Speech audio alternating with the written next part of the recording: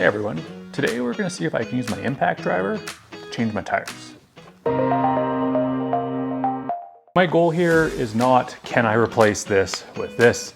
Certainly this is going to have a lot more power and a lot more applications.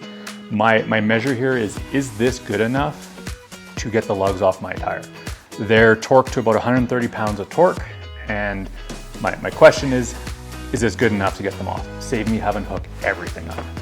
I will also add that I still am going to torque the tires after the fact with a torque wrench, set them all properly.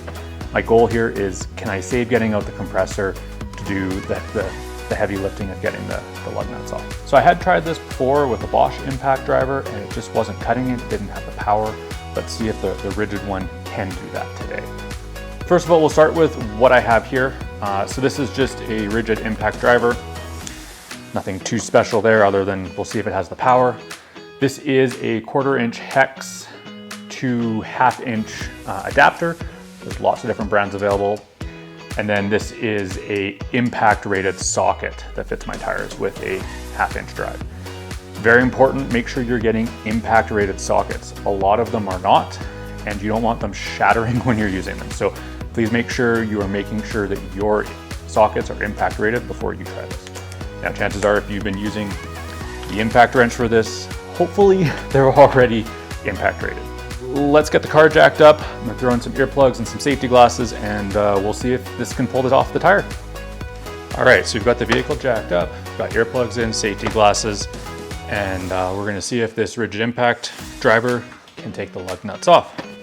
So we'll give this a try.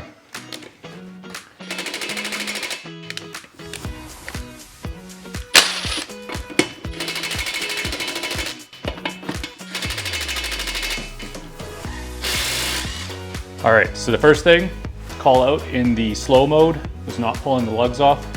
Had to bump it up to higher impact and just give it an opportunity to break them free. And you'll see it pulls them off pretty easy.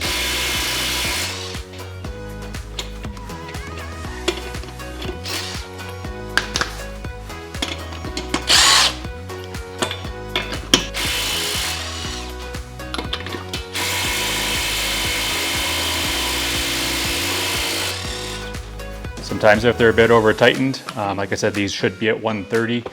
If they are a bit over, it takes a bit more power to get them off, but if you wait, they'll eventually break free. We've got them all off. So that's that. In my mind, this is good enough to replace a pneumatic impact wrench.